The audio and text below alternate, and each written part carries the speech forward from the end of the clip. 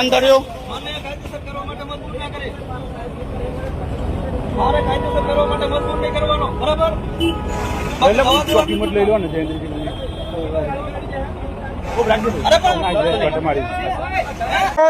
SP સાહેબ એ બોલ્યું છે કે તમે એક અરજી આલો, અમે એને તપાસ કરીએ.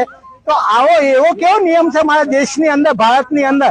એક સૈનિક, એક ને એક છોકરો છે એના મા બાપનો, એ બોર્ડર પરથી રજા ઉપર આવે છે, એને માર મારવામાં આવે છે ને એની એફઆઈઆર નથી લેવામાં આવતી.